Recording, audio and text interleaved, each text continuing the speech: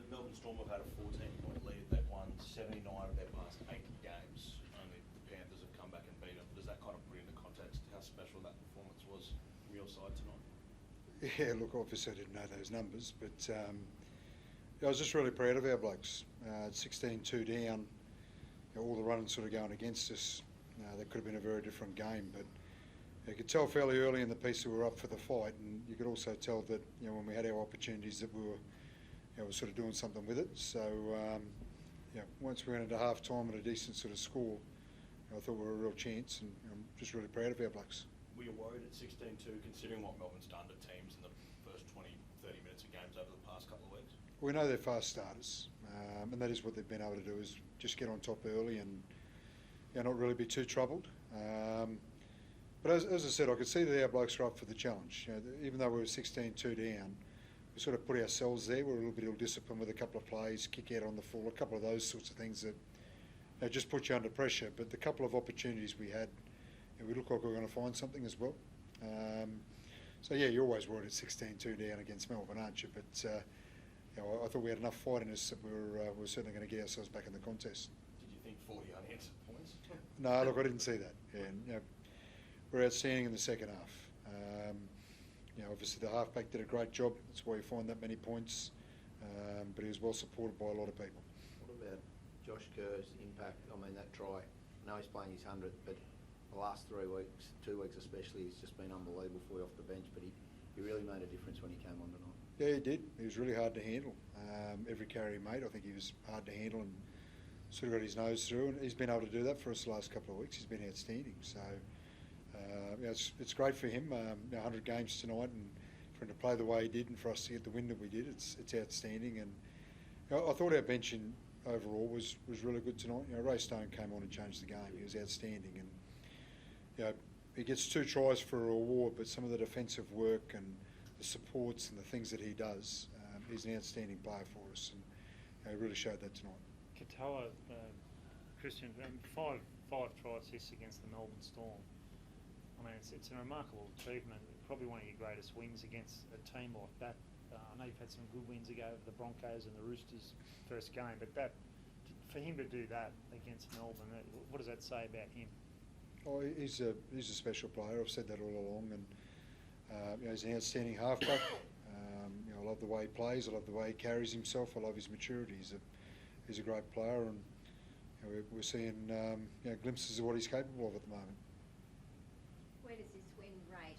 You had that first win, first game, first season against the Roosters, and then the first Battle of Brisbane win, and now this one. So where does it factor into that equation, do you think?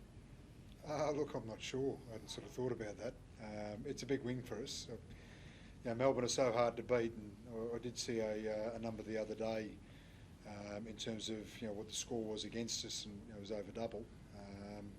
So they're a hard team to beat all the time, and we've certainly found them hard to beat. So to get the win's great for us. To win the way we did is even better. And as a team, we need to believe in ourselves. We've got a good footy team. Dominic, can you feel that within the team? 3 wins in a row, and now you go to Canberra next week. Can you feel that? The first 4 weeks were obviously very tough, and you guys stayed united, but now you're putting points on and you're beating teams. Can you feel it within? Yeah, I probably felt it months ago, to be honest. There was a lot of changes, obviously new coaching staff, a couple of great players came to our club and made a difference, and we slowly evolved as a team, and I just felt a couple of months ago we were going in the right direction. Obviously it's hard when you have the start we do for people to believe in that, but the best thing was we had that belief from maybe January after our footy camp.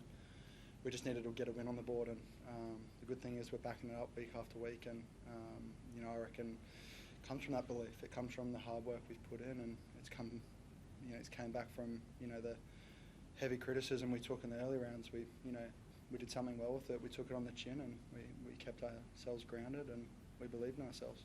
Well, how did you sort of hold your nerve in that first month? Did you talk to anyone? Did you look to anyone for advice? Or No, not at all. No, but I've said a couple of times I've been there before. Been with plenty of teams that have had their rough trots, and I think Tommy's just alluded to it there. We did a lot of good things through pre-seasons. We did a lot of good things coming into the start of the year, and I knew we were on the right track as well. I knew those things come through for us at some stage. They didn't early, but I believe in the players that we've got here, and I believe in the work that we've done. What can you tell us about Max Plath and Felice Kafusi, Kristian? How serious their injuries and what exactly are they? I think Max is a foot injury.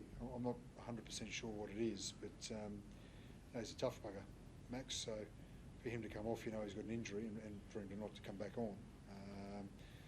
That's another thing that makes the win so brave tonight, is to lose a player like him and the work that he does, and other blokes to step in and fill that void and pick up all that work. But I'm not quite sure about him in terms of length of time and everything else, but I know it's a foot injury.